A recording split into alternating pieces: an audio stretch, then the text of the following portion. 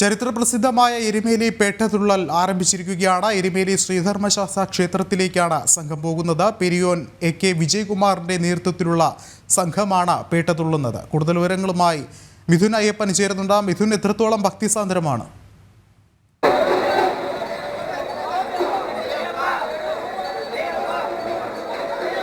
തീർത്തും ഭക്തിസാന്ദ്രമായിട്ടുള്ള നിമിഷങ്ങളിലൂടെയാണ് എരുമേലി കടന്നു പോകുന്നത്. ഭക്തിസാന്ദ്രവും അതുപോലെ തന്നെ ആഘോഷപ്രധാനവും കൂടിയാണ് പേട്ടതുള്ളൽ. ഇപ്പോൾ പേട്ട ശ്രീധർമ്മശാസ്ത്ര ക്ഷേത്രത്തിൽ നിന്ന് ആലങ്ങാട് സംഘത്തിൻ്റെ, അതായത് രണ്ടാമത് പേട്ടതുള്ളൽ നടക്കുന്ന ആലങ്ങാട് സംഘത്തിൻ്റെ പേട്ടതുള്ളൽ പുറപ്പെട്ട് കഴിഞ്ഞു. അത് അതിൻ്റെ അന്തിമഘട്ടത്തിലേക്ക് എത്തുകയാണ്. അത്തരത്തിലാണ് പേട്ടതുള്ളൽ ചടങ്ങുകൾ പുരോഗമിക്കുന്നത്. രാവിലെ അമ്പലപ്പുഴ സംഘത്തിൻ്റെ പേട്ടതുള്ളൽ 12 മണിയോടെയാണ് ആരംഭിച്ചത്. 11 മണിയോടുകൂടി തന്നെ അമ്പലപ്പുഴ സംഘം സമൂഹ പെരിയോൺ ഗോപാലകൃഷ്ണ പിള്ളയുടെ നേതൃത്വത്തിൽ ഇവിടെ പേട്ട ശ്രീധർമ്മശാസ്ത്ര ക്ഷേത്രത്തിലെത്തുകയും പേട്ടപ്പണം വയ്ക്കുകയും പേട്ട മുറുക്കും പേട്ടകെട്ടിൽ ചടങ്ങും പൂർത്തിയാക്കിയതിനു ശേഷം തിടമ്പുമായി ഗജവീരൻ മസ്തകത്തിലേറ്റി പുറത്തേക്ക് എഴുന്നള്ളുകയും പേട്ടതുള്ളൽ ആരംഭിക്കുകയാണ് ചെയ്തത്.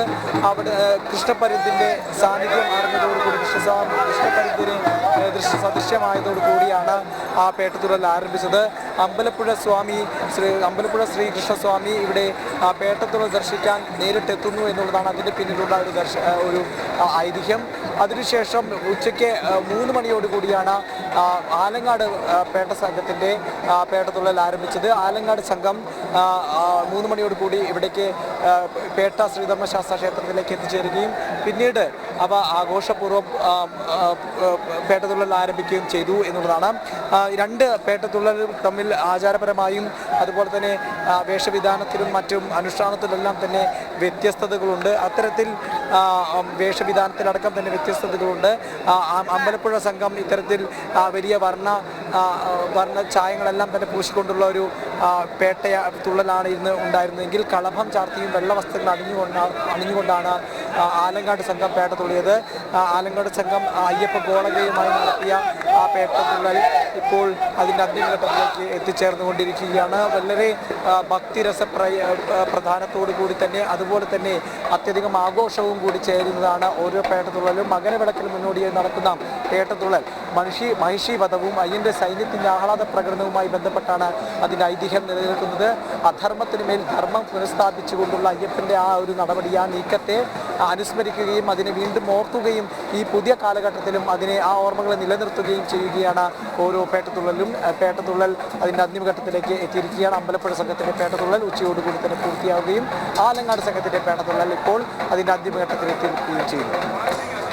മിഥുൻ, എന്തായാലും വളരെയധികം ഭക്തിനിർഭരമായ ഒരു അന്തരീക്ഷം തന്നെയാണ്. ഒരുപക്ഷെ നമുക്കറിയാം, പോയ കാലത്തിനെ അപേക്ഷിച്ച ഇത്തവണയും അല്ലെങ്കിൽ തിരക്ക് വേറുന്ന ഒരു സാഹചര്യമുണ്ട്. അതുപോലെ തന്നെ ഭക്തരുടെ ആ ഒരു ആവശ്യവും ഒരുപക്ഷെ ഈ ഒരു ഘട്ടത്തിൽ പോലും ഏറെ ശ്രദ്ധേയമാകുന്നത് ഈ ഒരു തിരക്ക് ഉള്ള സാഹചര്യത്തിൽ പോലും ആ ചടങ്ങ് അല്ലെങ്കിൽ പരമ്പരാഗതമായുള്ള ചടങ്ങ് അതേപടി അങ്ങ് ആ ഒരു ആവശ്യത്തിൽ ആ ഒരു ചടങ്ങിൻ്റെ ആ ഒരു എല്ലാ പ്രാധാന്യവും ഉൾക്കൊണ്ട് പുരോഗമിക്കുന്നു എന്നുള്ളൊരു കാര്യമല്ലേ?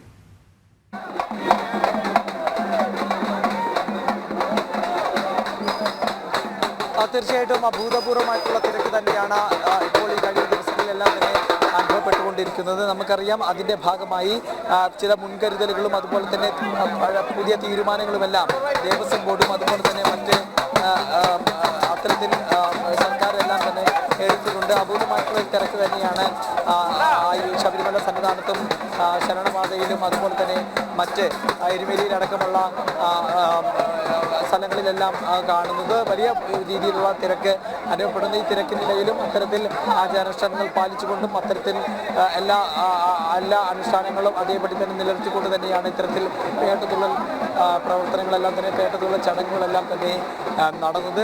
അതിൻ്റെ അന്തിമഘട്ടത്തിൽ എത്തി നിൽക്കുന്നു. തുടർന്നുള്ള ദിവസങ്ങളിൽ നമുക്കറിയാം, അടുത്ത ദിവസങ്ങൾ എന്ന് പറയുന്നത് ഇത്തരത്തിൽ